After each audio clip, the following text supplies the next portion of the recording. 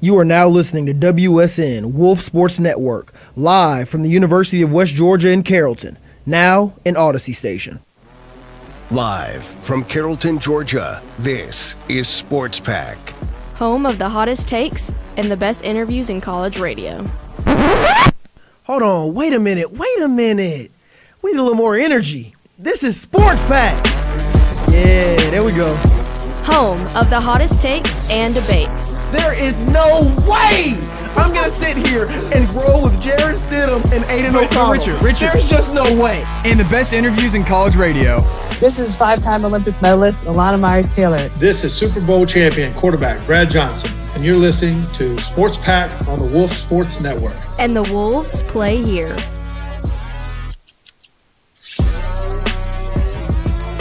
What is up, everybody, and welcome to another fantastic Monday edition of Sports Pack.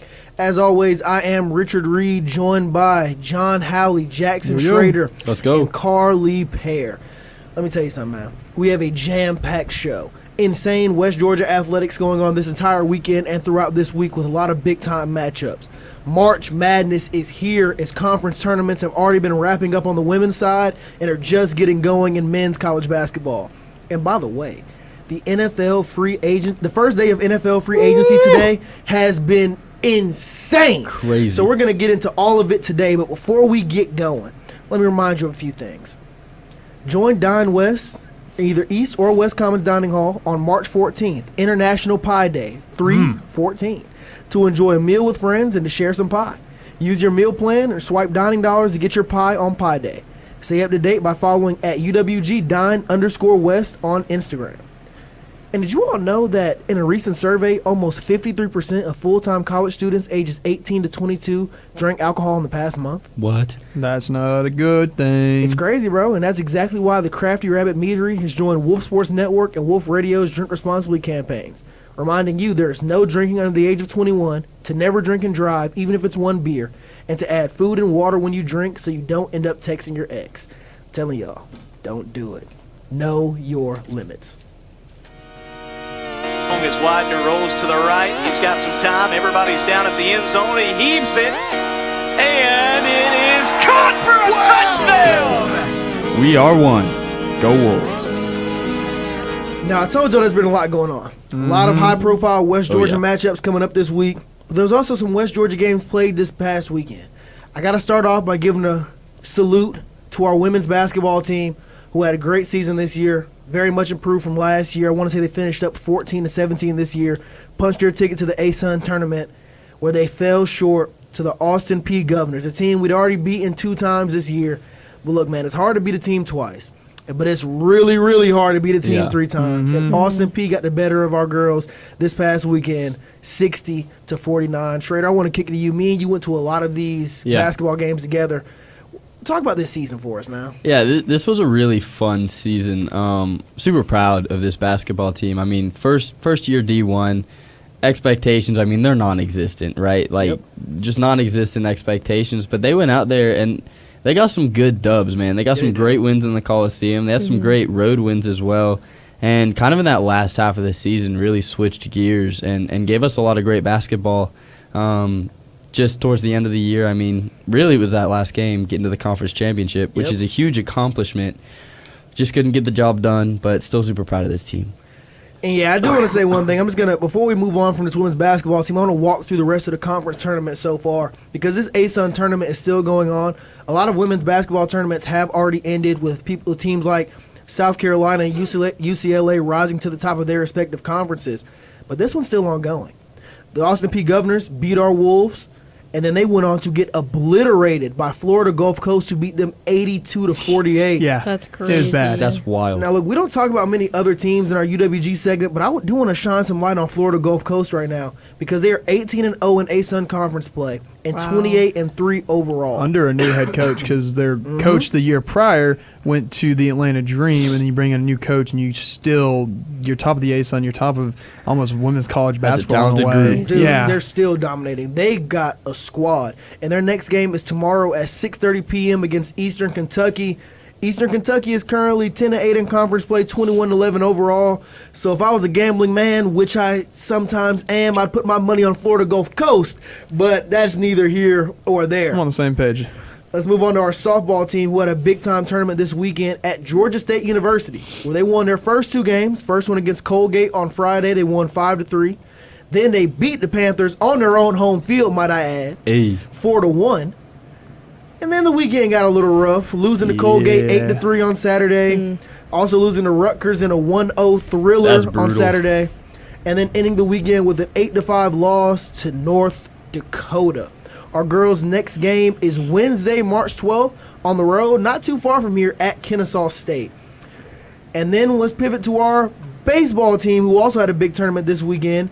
At not a big tournament, a big series this weekend at FAMU. Ended up losing that series 2-1, winning the first game 7-3, then going on to lose the next 2 games 6-0, and then 7-4, with Sunday's game being canceled. So before we move forward, John, I want to start with you. I know you've been at a lot of the baseball games taking pictures. If you want to see some of John's pictures, go to Wolf Sports Network on Instagram. He takes the best sports action shots in the game. He's so good at it. Come on now. So when watching this baseball team, what are a few things that stand out and some things that would have you confident for their next matchup this week? I would say other than going up against the number 2 team in the nation in Tennessee this week. Yeah, insane. How confident can you be? Yeah, I'll say that is very hard. But I would say it's our starting pitchers that do really good. And the top of the order for the offense is I'd say the top 4. Those guys, they mesh well, but they get things going. If those guys get things going, everything goes great. Like Lane Pearson had another great weekend with 8 strikeouts in the first game because he's our ace. But the one thing is it's our bullpen that's the most concerning. And then the pitchers also the other 2 struggled this weekend with it walking at least. It was 3 batters in one game, I think 4 in the other. Yep. So when you walk like that, it does not help your scenario for the weekend. I mean, just because we lost the series 2-1 doesn't mean we're done for the season. So other than the Tennessee game, I think just the pitching is really what needs to keep working out there. But I'm still holding strong for this season. They already way exceeded my expectations. Go ahead. Yeah, all I'm saying is we're looking at Tennessee. That's the next matchup. It's the number 2 the team number in the 2 nation. team They're in the sitting country. here 16-0. Dude, Tennessee's great at baseball every year. All I'm gonna say is, what if we walk into Knoxville? I have said it before. And take Rocky Top, and if we give the number 2 team in the nation their first loss, dude, that'd be Rocky incredible. flop. Dude, got Oh. him. Whoa. Someone knock on wood. I wasn't even gonna address that. I was just gonna let Rocky flop die as it stood, but It's where it should. y'all gave it life. Yep. Yeah. It deserves life. It's a good saying. Yeah. Rocky Well, that's when they Flop. John lose, takes yeah. great pictures of our baseball Yeah, team. I don't know if John's you a great said that, photographer. but he takes great pictures. But yeah, it's definitely gonna be a game. I don't know if it's gonna be a good game or a bad Yeah. game, but I'm gonna be honest here. If our baseball team escapes Rocky Top, like we said, against the number 2 team in the nation, the Tennessee Volunteers, who are currently sitting at 16-0, if we lose this game, say 16-7 or 8, I'm happy. If we put up that many runs Yeah, against dude, the if we number 2 score team in the 7 or nation, 8 I'm about to runs say. against the number 2 team in the country, we got us a squad. Because looking forward, we have a series this weekend against Queens University, our first ASUN Conference series, playing them Friday, Saturday, and Sunday, 3 games. Then another home series next Tuesday versus Georgia State University. Then we have Florida Gulf Coast and whatnot. Yeah. Looking forward to the rest of our schedule. Outside the Georgia Bulldogs sitting there at March 25th, I'm very confident in this team. Yeah, I mean, I'm on the same page. just one more thing about Tennessee. If we put up 7 runs, Tennessee's combined ERA this season is 1.83. So if we put up 6 or 7 like we did against Georgia we're Tech, jacking up their ERA. The ASUN is ours. Yeah, definitely. Because, dude, if our bats are good enough to score that many runs against Tennessee, like you said, we'll just about be unbeatable in the ASUN Conference. Now, Schrader, I noticed that shirt you got on. What brand is that? I don't know. I just got it for a youth conference I worked at. Well, I think you it's know- Comfort Colors. You know something a lot better, though? What's better? It'd be some WSN apparel. Did you know Wolf Sports Network has just opened up their all-new merch store? Our all-new merch store. We I got should say. merch now. We got merch. Now you can be a Wolf Sports Network fanatic with our brand new merch store powered by Osier Apparel. Visit wolfsportsnetwork.com and click about to see all the amazing things we have in that merch store. It's really anything you can want. Schrader has on a hat, you can get a hat. Carly has on a nice sweater, you can get a sweater or a sweatshirt. Crop top, whatever you want, we got it. If we don't have a crop top, you can cut it into a crop top. We got everything you may want and need over at wolfsportsnetwork.com. Go ahead and get you some. The stuff feels great. Also, Wolf Radio and Wolf Sports Network are proud to help reduce the 21% of adults with low literacy skills. We are collecting new and gently used books for every pre-K student monthly. Give today by visiting wolfradio.com/bookdrive. That is wolfradio.com/bookdrive. The Dodgers introducing Shohei Ohtani after signing him to a record-breaking contract. Nick Saban is retiring. Breaking news on Sports Pack. So there's already so much breaking news going on in the NFL world right now, but we're going to save that for later on in the show. We're going to touch on some other things right now. John, yes. F1 is back. Can you walk us through this? Yes, they are back this weekend in Australia. I'm really excited for one of my favorite things to come back. And really the things to look out for are the new rookies coming into the grid, which is 6 total. See how they do because lots of them are in a lot of different positions. And then really to see how well will Red Bull hold up to their dominance for having the winning the past 4 World Constructors Championships and then the past 2. Did you say World Construction Championships? World Drivers Championships. McLaren won the World Constructors Championship last year. To see the true pace, who will be dominant this year. Of course, I'm going to ride with Red Bull all day, but that's the one thing I look out for. Everything's kind of level now before the new regulations next year. Right. So the big things to look out for is who's going to be the dominant car this year and who's going to be the best. Obviously, my thing is Max Verstappen, 5th title in a row. Make it great here, all right? So Red Bull's won 5 in a row. No, that's if Max won this year. If he wins the title this year, it's 5 years in a row he's won the World Championship. This guy gets it. This guy knows ball. Yeah, so you say that you're always rolling with Red Bull. So is Red Bull typically the dominant force in F1? As of recently, yes. Okay. But for a certain portion, it was Mercedes for the longest time. Then prior to that, McLaren, Ferrari back in the early 90s and all that. But as of recently, Red Bull. Okay. Yeah, super cool. Keep your eyes out for F1. If you have any F1 takes or questions, be sure to leave us a call in. Go to Wolf Sports Network on Instagram. Give John a piece of your mind about F1 for that. With all of these conference championships going on for college basketball right now, Auburn's head coach Bruce Pearl got SEC Head Coach of the Year, which is super cool. Makes sense. Especially, I mean, even with the loss against Alabama over the weekend, I still think this team is going to go super far. Oh, yeah. Bruce Pearl has been an incredible coach since he started. So super excited about that. Yeah, it's hard not to like this Auburn team, man. Yeah. I mean, Bruce Pearl 100% deserved it. There were a lot of great teams in the SEC, but Auburn was just about head and shoulders over all these teams the entire season. Yeah. Even that loss to Alabama this past weekend. They lost. It was like a buzzer beater, right? Marcus Sears, a buzzer beater. It was about to go into double OT. It was about time Alabama did something against the big team. How about it, dude? That game was crazy. I sat back and watched majority of it. I mean, it was just a great game overall. Janai Broome had another Janai Broome performance, the 30-year-old sensation.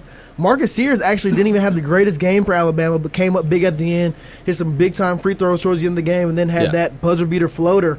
But even then, like I said, Janai Broome had 34 points in this game against Alabama. That's insane. Dude, Auburn scoring 91 points is enough to beat just about anybody. Alabama just has one of those insane offenses that can score with just about anybody in the country. Am I even crazy to say that, like, Auburn going into the SEC championship, like, winning the SEC could be harder than winning it all? Oh, yeah. Definitely. Okay. You definitely can. Dude, going into this SEC tournament, it's ridiculous. And I don't want to linger on college basketball for too long because I know we're about to do a whole segment on it. Yeah. But you look at Auburn, like you said, they're going into the SEC tournament. You're looking at Alabama right there in front of you. Florida is lined up to be a 1 seed. Yeah. So is Alabama. You still have Kentucky floating around out there trying to prove a point. Georgia's starting to surge at the right time. You have Missouri. You have Texas A&M, who a lot of people are seeing could be an Elite 8 or Final 4 team. So like you said, man, this SEC tournament, winning this could be just as hard, if not more difficult, than winning the whole thing. Which sounds crazy, but if you look at it, it's possible. Yep. Shifting gears over to some NHL things going on. Yeah. First off, the big thing, we got some trade deadlines going on. Yeah. Schrader, kind of walk us through that and kind of what's going on with trades in the NHL right now. Yeah, so the NHL, I think it was this past Friday, had their trade deadline, and it was one of the bigger trade deadlines we've had in a long time, highlighted by 2 big trades. The first one being Mikko Rantanen who What a name. he was in Colorado, and he was one of their captains. He was there for a while. He's Yep. one of the better players in the NHL. Got traded kind of midway through the season to Carolina in a huge deal. Like, he got to Carolina. The guy that had his number, like, he gave him a real expensive Rolex, and then, like, got the number. The guy switched numbers. That's crazy. Lo and behold, he played 13 games for Carolina, won it out, got traded at the deadline again to Dallas, signed an 8-year contract with $12 million a year. So that one dude over in Carolina ended up getting a Rolex and his number for back. essentially nothing. Exactly. So that was a huge trade, especially because he signed like $12.5 million a year is just about as much as you're going to get in the NHL. Right. Yeah. So he signed a huge contract with Dallas, who's already a contender, added another franchise player to the roster is huge. Yeah. And then my Florida Panthers pulled a crazy move and got Brad Marchand, who was Boston's captain, for like 10 years. And we got him for a second-round pick. And there is no man in South Florida hated as much as that man was in the hockey Yeah, world. that'll Like, be interesting for sure. He was my least favorite player forever. And then all of a sudden I got a text from one of the Twins. It's like, hey, y'all just got Marchand. So it's like, it's kind of funny. We just got the guy that Take we back hate the everything you most. said. Exactly. Now I love him. I've never said anything bad about It's like that the man. Falcons went and drafted Tom Brady. I mean, it's when it signed Tom Brady in free Dude, agency. this is almost like Trey Young getting traded to the Knicks. Like, that'd be wild. it's That'd be wild. that, That puts a shiver it's down my that spine. kind of a deal. So it like came out of nowhere. The NHL doesn't know how to feel about it. And his first game is against Boston in Boston. So his first game is against the team that just traded him. So yeah, it was a pretty crazy trade deadline. Yeah, so it seems like we have so many captains moving around. I mean, captains are captains for a reason, especially our Capitals captain, Alex. Captain, my captain. Yeah, that's what I was just Ovechkin. thinking. Captain, my captain. What a movie, dude. So Capitals captain Alex Ovechkin, he is within single digits of breaking Wayne Gretzky's all-time scoring record for the NHL. He scored Yeah, his he's getting close. 1600 goal. Gosh. And he's so close to breaking like the all-time GOAT for NHL hockey. Like, that's crazy. Yeah, he's getting close. It's like LeBron getting close to that scoring number, right, Schrader? Somewhat, yeah. I mean, this is huge for Ovechkin. I think the goal right now, he's trying to get 894 goals. I'm not sure where he stands in the points, but I don't think he's necessarily that close to Gretzky. Because if you take all the points, which is goals and assists, if you took away all of Gretzky's goals, he would still be number one on that list. But this is Ovechkin going for the goal record, and if he gets to 894 in less games played, that would be insane. Because Ovi, I mean, he's so fun to watch, and if he gets this record, it's great for the game. And he would really be the first one to kind of challenge Gretzky in that somewhat GOAT conversation That category. But nobody's really challenged Gretzky in a while. I'm sure we'll see McDavid do it soon, but this is huge for Ovechkin and the league as a whole. Yeah, super excited to see when he will reach that all-time goal mark. But one last heartwarmer for you guys before we move on. At Ridgewood High School, a basketball player named Johnny Buckets Jackson. Johnny Buckets. What a name. Everyone Yes. gets buckets. Back over the summer, he was diagnosed with stage 4B Hodgkin's lymphoma, and he throughout the whole season he never missed a game, even while going through chemo. And he just won. Him and his team just won their sectional championship, and he scored 31 points during that game. Dang. Dropped a bag. Still, With like, stage 4 cancer? With stage 4 And dropped cancer. 31 points. Dropped 31 points. Man. In a That's a championship well-deserved game. awesome. name right Yeah. there. Nah, Johnny Buckets is legit, bro. Yeah. Sign him to UWG basketball team right now. Dude, we need please. that. We need Yes. that. Go get him, Coach Moore. Second coming of Zoddy Jackson. I almost said Gotti Jackson. Might as well start calling him that. For real, dude. He's the best thing to ever happen to UWG basketball. You know, Bring- this time last year, bring we were Johnny at the Buckets GSC here. tournament. Oh, yeah, I remember. That I was so remember. fun. Yeah, we need Johnny Buckets here right now. I'll throw like $15 into the collective so we can bring him in. Yep, same. Yep, I'll we're give him gonna a high take five. yes, we're gonna take a quick ad break, but when we come back, we got some crazy madness. You don't want to miss it out. Don't. You are listening to Sports Pack every Mondays and Thursdays from 6 to 7, only on Wolf Sports Network. Hey, do you want to be a part of Wolf Sports Network? Yeah! Well, I have some good news for you because you can join us. Woo! So if you want to learn more about this, go to wolfsportsnetwork.com and click WIT Sports Program. With becoming a WIT, you expand your knowledge in the sports radio world and join our ever-growing family. New face over there, you're not tripping. We got my guy JT over here shadowing the board. He's running through a WIT program right now. Brandon, how you feeling, baby? Welcome to Sports I'm feeling Pack. great being on here for the first time. And we can't wait to meet you once you join us.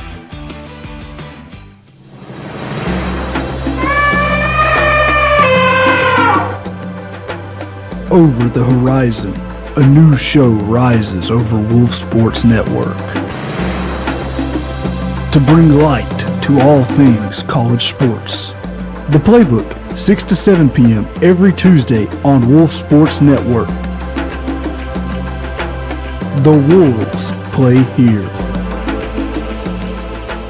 Sports fans, are you looking for a show where you can see other sports fans sharing in your misery and excitement? Then Sports Out of Pocket is for you, because we're fans too, and we experience our highs. Hugh Berdegine is not a safety. He's just a corner who will lock down your number one. And our lows. Trayshawn Ward. Screw you, buddy. You were on our team last year, and you gave us no mercy, okay? So join us every Wednesday at 5 to cheer and boo along with us, only on Wolf Sports Network. Wolf Sports Network is going to have you covered with content for every day of the week, Monday through Friday. Sports Pack is bringing you all the news in the sports world today on Mondays and Thursdays at 6. Sports Out of Pocket is bringing you sports commentary with a comedic twist on Wednesdays at 5. And sit back and relax and grab your favorite snack, because Triple Threat is bringing you the chill content on Fridays at 11. And the Playbook is going to be bringing you all of the sports news going on in the college world on Tuesdays at 6. So make sure you're tuning in Monday through Friday for all the content Wolf Sports Network is bringing you this semester. Spend up to $10 or more in the UWG Wolves food court and get a free Chick-fil-A cookie on Dine West. Ka-ching. Yeah, you heard me, baby. A free cookie. Stay tuning in and up to date by following at UWG_Dine_West on Instagram.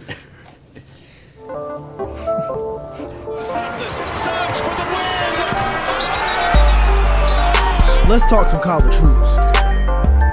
John, I did not expect you to sit there and make all those sound effects after I said that. Listen, if it's the what's the cookie you like so much? The Chick-fil-A cookies? No. Oh, you mean the cookies from the dining hall? Bingo. Oh, Come on now, you got me locked in the strawberry all day. shortcake cookies. Dine West? Those are at Dine West. You want to get some strawberry shortcake cookies? Go to I East misheard the Commons. They're there message. just about all I week. misheard the message big time. But no, it's a free Chick-fil-A cookie. But Still, that's gas. moving on, we had a lot of insane college basketball this past weekend, starting off in the women's tournament bracket, where we had a whole bunch of championship games played yesterday. We're going to start with the late game, which was the UCLA Bruins versus the USC Trojans in the Big 12 championship. Yeah, you heard that right. Two teams from the West Coast and California playing in the Big 10 championship. Conference realignment. Gotta love it, man. Gotta love it. So, in the past 25 days, UCLA and USC have played 3 times, including this game. And leading up to yesterday night, USC had won both matchups. But last night, UCLA was back with vengeance. That team rallied to win the Big Ten championship 72-67, led by 17 points from Lauren Betts. So when you look at this women's tournament challenge right now, it's really anybody's race. It's the most wide open race we've seen, because everybody's in love with USC and Juju Watkins. But as you see right here, UCLA is still in the mix. Another 2 teams in the mix, the Texas Longhorns and the South Carolina Gamecocks, who just matched up in the SEC championship, with South Carolina taking down Texas 45. In the first half of this game, Texas was held to 16 points by South Carolina. The lowest scoring in the first half in SEC championship game. South Carolina. That's South Carolina ball though. Dude, exactly. But the thing is, Texas has beaten South Carolina throughout the season. They beat South Carolina 66-62 a couple weeks ago. Then South Carolina beat them 67-50. So it's just a back and forth series throughout. But like you said, Strader, that is South Carolina ball. They make their money playing defense and offense. And then tonight, we have the Creighton Blue Jays taking on the UConn Huskies in the Big East Championship. As of right now, UConn has a 95% chance to win this game. and for good reason. They are currently 18-0 in conference play and 30-3 overall. Yeah, they're playing pretty good basketball. They resurged the program of UConn women's basketball. Dude, UConn's back, bro. UConn was down the past 2 years. Really, last year they made it to the Final Paige was Four. just They hurt. weren't down. Exactly, they weren't healthy. Now she's just balling. But now that you've got a healthy UConn team, Paige and the rest of the girls rallying around, there's no telling who might give you 20 and 10 each night with this UConn that team. matchup predictor is crazy. Dude, it's insane. They have a 95.9% chance to win this game. Creighton could do the funniest thing ever. Think about how much money you could make off that. I'll tell you one thing, Lim. They're not going to lose. Ooh. They have so many people on this UConn team that can go up and give you 20 and 10. It's just insane. So when looking at this entire women's race, right, you got UConn. You got South Carolina. You still got Texas, UCLA, USC, TCU's floating around out there. They just won the Big 12 championship. Mm-hmm. And you still have NC State. They may have just lost to Duke in the ACC championship, but NC State is still a real threat to win this thing as well. They made it to the Final Four last year. When y'all are looking at this, who would y'all pick right now to win the women's college basketball national championship? Oh, what a question. This is a question, man. It's crazy because Texas just dropped to 5. Weren't they like number one? They were. Then they got mollywopped by South Carolina. Yeah, and then the loss to South Carolina in the championship game just made them go down. So I mean, it's oh my god, I can't make a prediction again. This is one of those things I can't make a prediction. Like UConn's good, USC, even though they lost to UCLA in the Big Ten championship, they're still good. Texas is still good, even though they lost. And we can't forget about Notre Dame. Notre Dame is still a good team too. Can't forget about them. Yeah, Notre Dame kind of fell off right at the end of the season. They fell pretty hard, suffering like a couple, like maybe 3 losses in their last 5 or something like that, really? Right around there. Really? I mean, they lost to at least Florida State and NC State. And they lost to NC State as well. Yeah, so they got at least 2 losses right towards the end, but they're still a good team. I mean, I look at this and, when I look at tournaments like this, I go for a team that is really catching fire right at the end. They just get hot at the right time, and they can go out there and beat anybody. And, I mean, looking at South Carolina right now, they just beat the number 1 team in the nation by almost 20 points. And that doesn't just happen. Like, you don't take on the number 1 team in the nation and just kill them. If you're going to play the number 1 team in the nation, normally you're going to win a really close game if you win at all. So seeing that, I mean, the coach, she's been there forever. She's one heck of a coach. If there's a team that I could see, I could see South Carolina doing it. And then there's UConn. I mean, I'm kind of with Lim. I ain't got no clue who's going to win this. I don't even know if I can predict it. But I'd go between, UConn and South Carolina. I'm still rolling with my pick that I've done the past couple of years when I do my bracket every year for the women's tournament. I'm going with South Carolina. I'm going with the Gamecocks. I've always had the most success with the Gamecocks for the women's tournament right now because they are so dominant. Like you're saying, they win it just about every year. They're winning right now. They took down number 1 Texas. So I'm go Gamecocks. I don't blame you for making that pick. It's a very safe pick to make, but look, it's a very we'll see. It's a smart pick as well because they do it. Don Staley and the girls always rise to the occasion. Yeah, I have some doubts about the South Carolina team, but it's hard to bet against them. I wouldn't bet against them just yet. I really like UConn as well.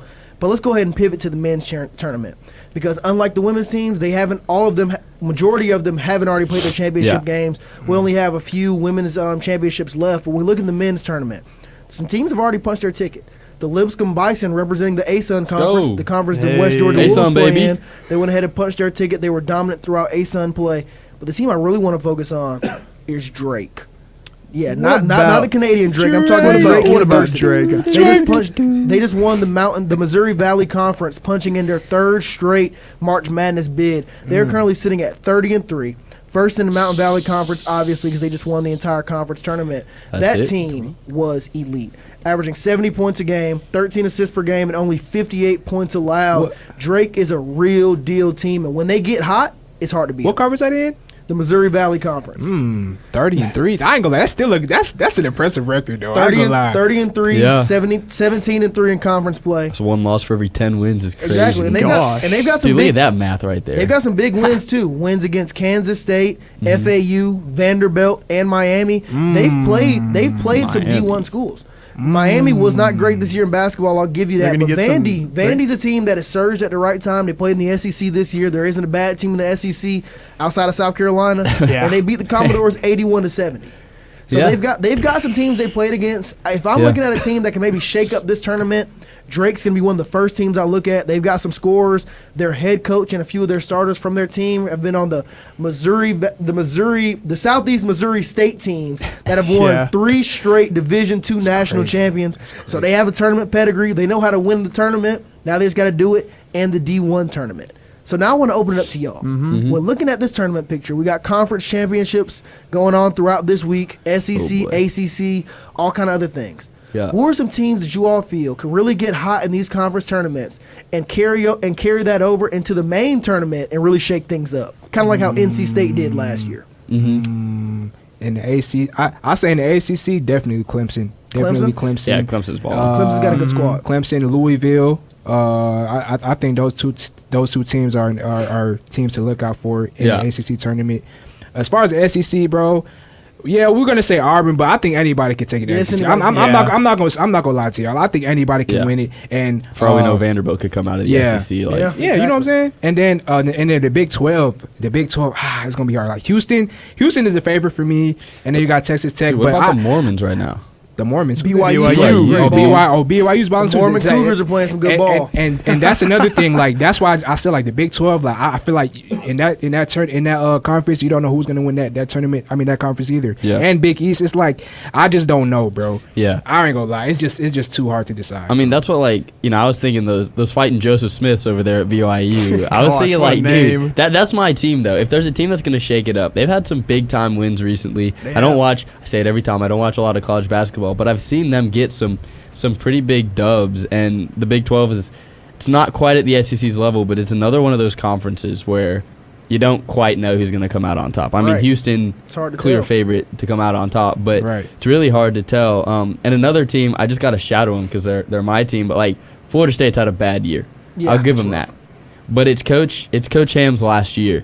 And I think if there's a team that could maybe make a little bit of a run, it's a team playing for their coach. Right. He's never really done it. I'm saying probably not going to happen, but it could. So put the hopes in the air. Dude, it's exactly what NC State did last year, though. You're saying give me a team that'll do what NC State did last year. This is a team that can do what NC State is currently 17-14. Yes, we are. That is the perfect track to do exactly what NC State did. We're above 500. Yeah, exactly. Take that, Miami. They're above 500. Then you can say they're a solid team because they're above 500. So in theory, you all could win out in the ACC tournament, win it, and punch your ticket to the NCAA tournament because all conference tournament champions get an automatic bid. I could see it happening. I think you may be a little blinded by your fandom, but I could indeed see it. John, you got a team in mind? Because I think I know where you're going with this. Where do you think I'm going with this? I thought you were going to take a page out of Schrader's book and go with your hometown Georgia Bulldogs. Man, look, as much as I want to, have Georgia keep going successful in the tournament, I'm gonna be real here. I'm just glad we made the freaking tournament. All up in the air. Well, from right here, it's got us in here as a 10 seed. Georgia's a team that could make a run, though. Could make a run. Yeah, you're not wrong. We'll have to see, but just be Vanderbilt too. Is what it says right yeah, it's Louisville we have to play, and I know they get high. high. Ain't gonna be an Louisville's easy a if pretty we win good that, team. you'd probably be playing Tennessee right after. Yeah, that's the other hard part because last time we played Tennessee, we were up at the halftime, but they made the adjustments and we got spanked by Tennessee. Yeah. So that's the thing. I mean, it's interesting. I mean, Georgia's a good team. They're fairly efficient on offense and defense. They just about match each other statistically. But if you can catch this team in stride, if they can really get going, this is the kind of team that historically we've seen make decent runs throughout the tournament. But another team I'm looking at, man, there's really two teams in the Big Ten I really like as well. Obviously, Michigan State. Yeah, I think you do like Michigan State. Dude, I like Michigan State a lot. You got me watching Michigan State basketball. I've mentioned Michigan State a lot this year, and it's because I really love how they play. They can play complementary basketball. They play the type of basketball that got lost in the new age of shooting. Like they go play that like. It's like, hard-nosed football. It's just the basketball old equivalent. School basketball. It's so fun to watch. Exactly. They play hard defense led by Hall of Fame head coach Tom Izzo. They turn defense into offense with a whole bunch of fast break points. And if it comes down to it, they will take a step back and shoot the threes if you close out the paint. If they win a natty for Izzo, bro. Dude, I'd freaking love it. Yeah. That'd be amazing. Yeah, and that's the thing. Like, Michigan State, like you mentioned, they play defense, and defense wins championships. Indeed, it does. It's still going to be the same thing. And I want to say this, like, I feel like out of this tournament, it just comes down to me, in my opinion, I think it comes down to experience and chemistry. Very true. Because Richard, we said it the last show. We said the transfer portal is the reason why the NCAA is crazy today. So if it just comes down to who has the most experience on the team and who has the most chemistry, they can go all the way. And one last thing before we move on to our NBA segment. There's another team in the Big Ten as well. Like, y'all know I love Michigan State. Obviously, I'm probably going to have them in my Final Four in my main bracket. But another team in the Big Ten to watch, a team that has quietly snuck around to a very good record, currently sitting at 24-7. The number 11 team in the nation as it stands, the Maryland Terrapins, averaging over 80 points a game and only allowing 66 points per game. This is one of those teams, every year we see it. A team like Kansas State, their offense is just clicking. They cannot miss for games and games in a row. Maryland has one of those high-power offenses where if their shooters are on, nobody will be able to stop them. Do not be surprised if you see the Maryland Terrapins make it out of the first and second round and try to punch their ticket into the Sweet 16. Now, we're going to talk a lot more about March Madness basketball on Thursday's show. We got a whole lot of people coming on to talk. But for now, let's get into the association. Rebound Bosch.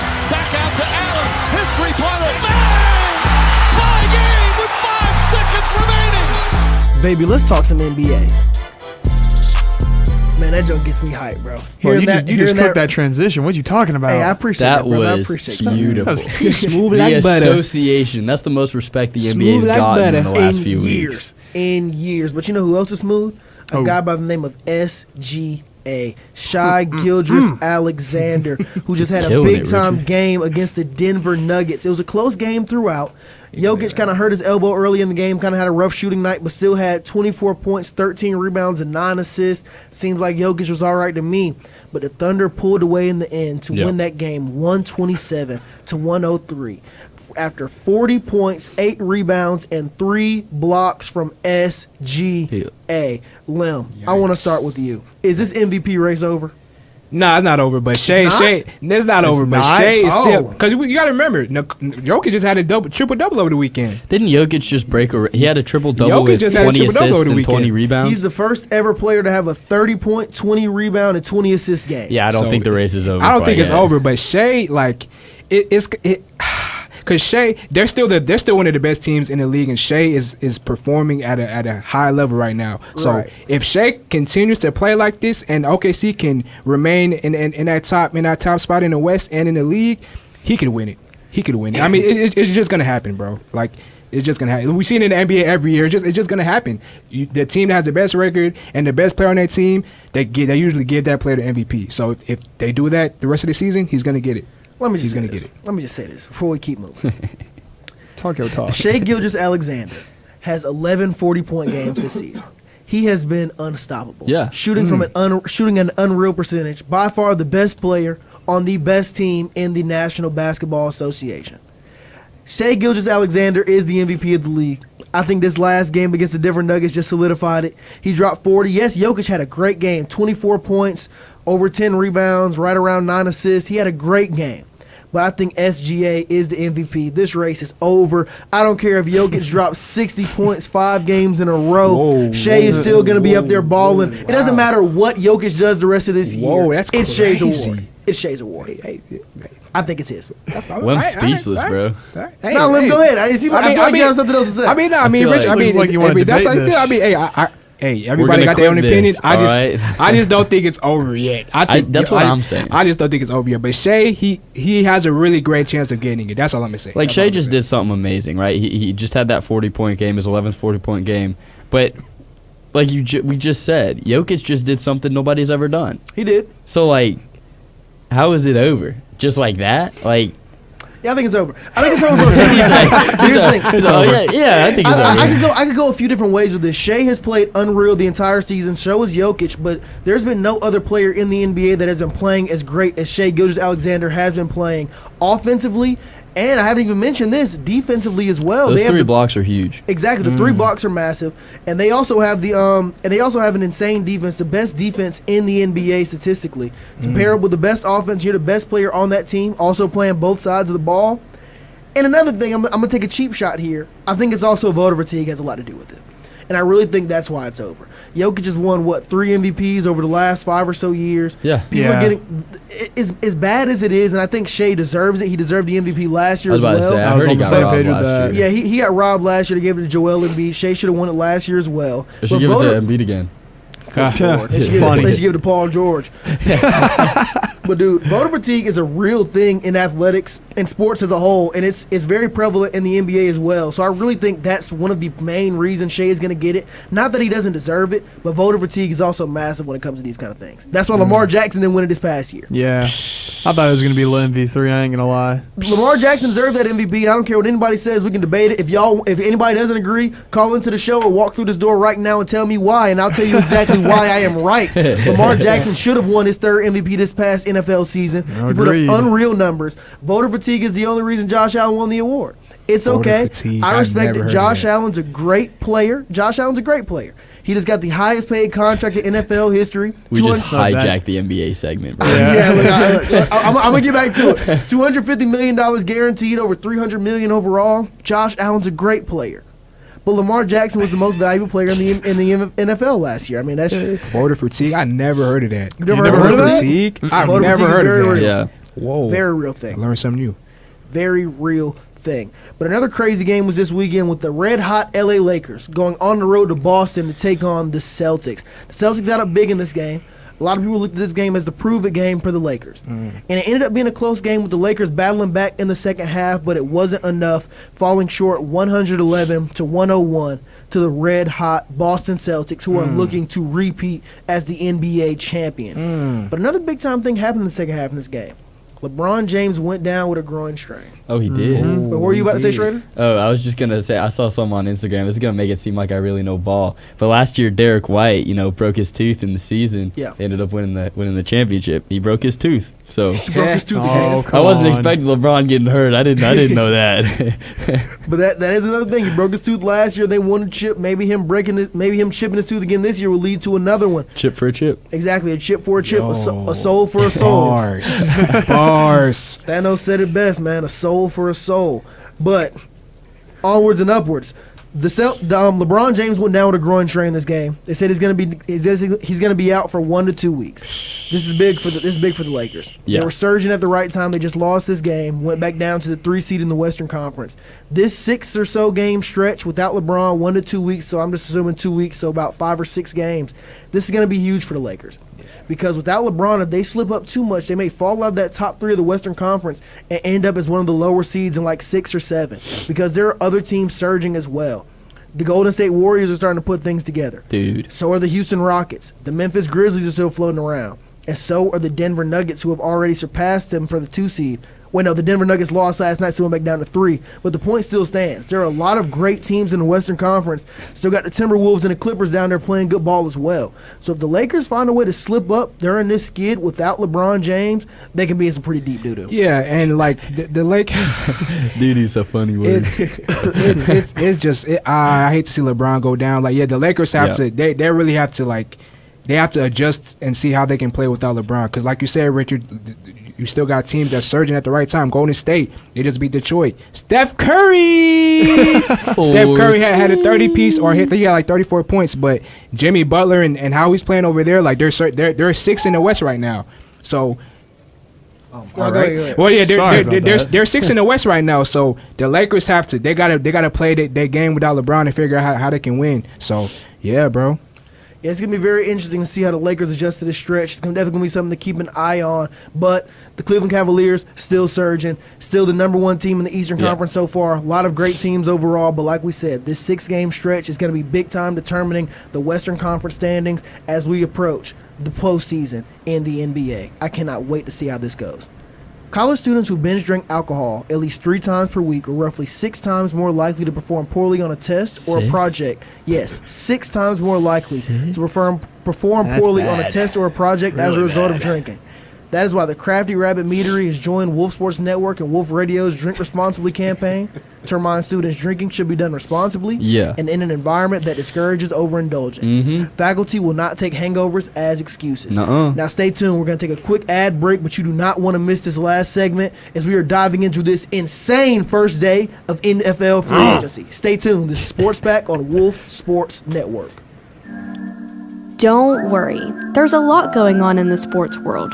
Catch Sports Pack on Mondays and Thursdays at 6 p.m. on Wolf Sports Network for all the sports updates you need. The Wolves play here. Hey, do you want to be a part of Wolf Sports Network? Yeah! Well, I have some good news for you because you can join us. So if you want to learn more about this, go to wolfsportsnetwork.com and click WIT Sports Program. With becoming a WIT, you expand your knowledge in the sports radio world and join our ever-growing family. New face over there, you're not tripping. We got my guy JT over here shadowing the board. He's running through the WIT program right now.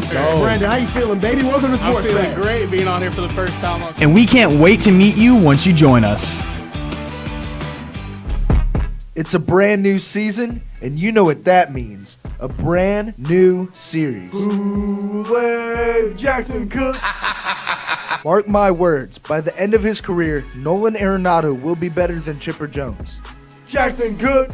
New short series, exclusively on Wolf Sports Network YouTube. Kool-Aid Jackson Cook. Make sure to like and follow on all socials for more content.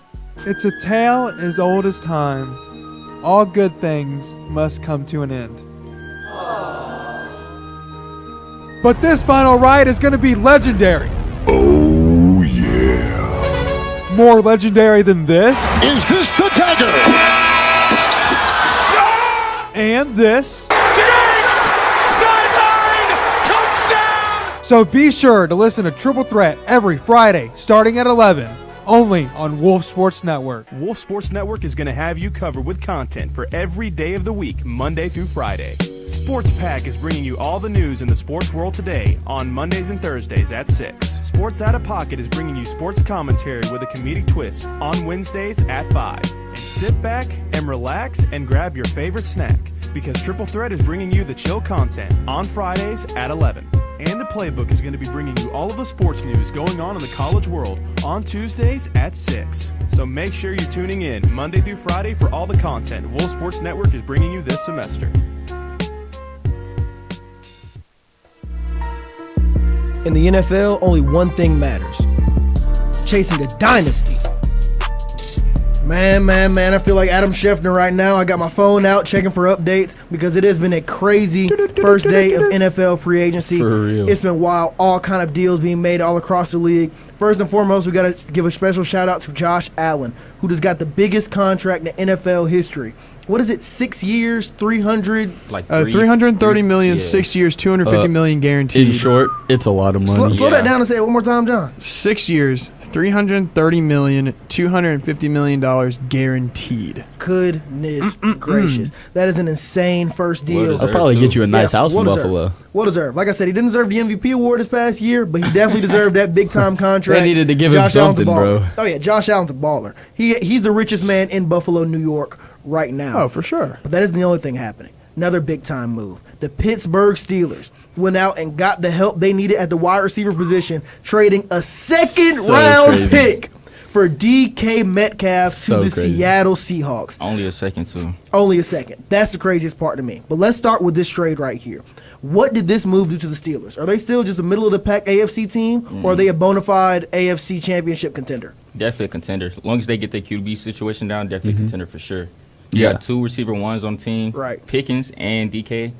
I'd love to see how they're going to decide who gets number 14. I think Pickens posted some with old Georgia jersey, so he might be hinting at number 1. Yeah, he used to be number 1 back in the day. You know what? You take the both of them, put it in a boxing ring, stream it. Whoever wins gets the jersey number.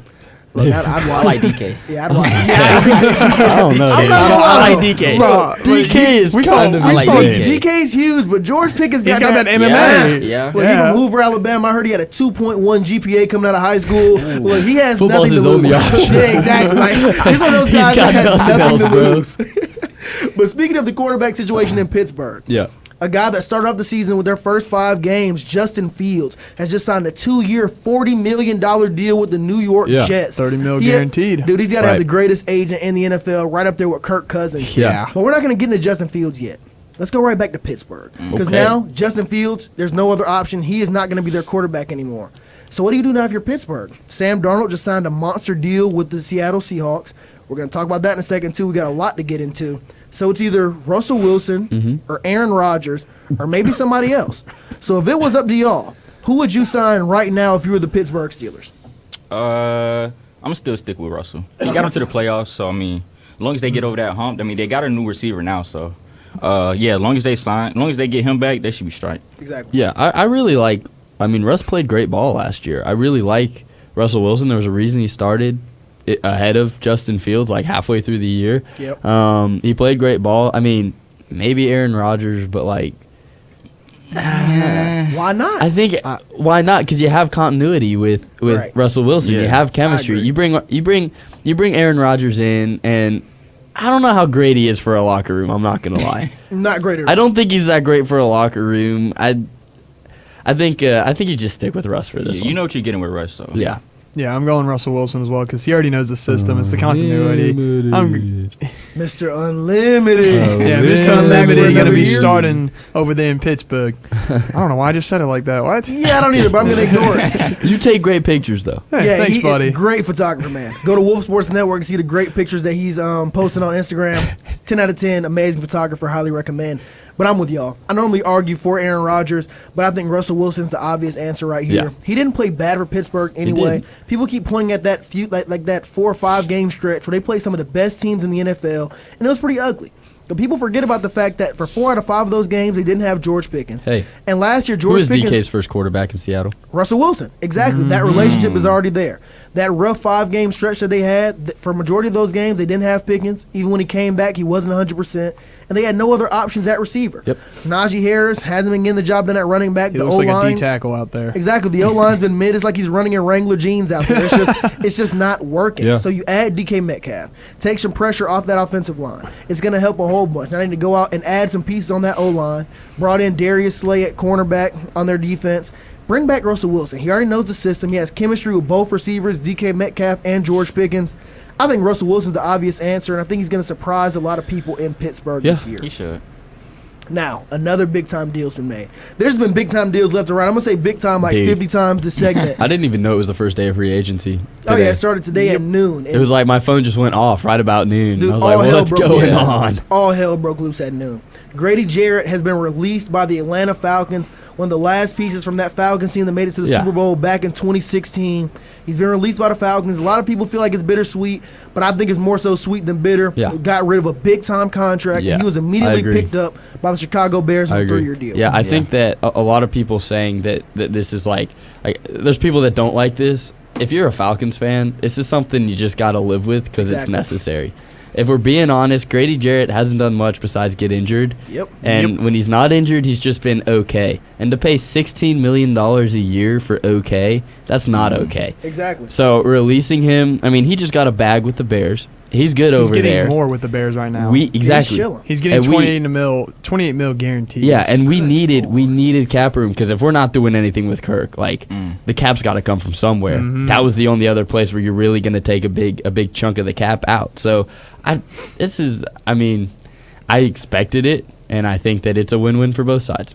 Now, we got to run. We're going to get back to the Falcons to end this segment, but I want to pivot to another team in the NFC, but over on the West Coast, the LA Rams. We talked about them a lot over the past few weeks. Huge. We were talking about T. Higgins maybe going to the Rams, but instead they went the cheaper route and got Devontae Adams. I say love cheaper this. route, but I'm I was not about to say, discounting it. That's great value Yeah, right there. it's a great value route. Sign Devontae Adams to a 2-year deal. Keyshawn, you said you love it. Why's that?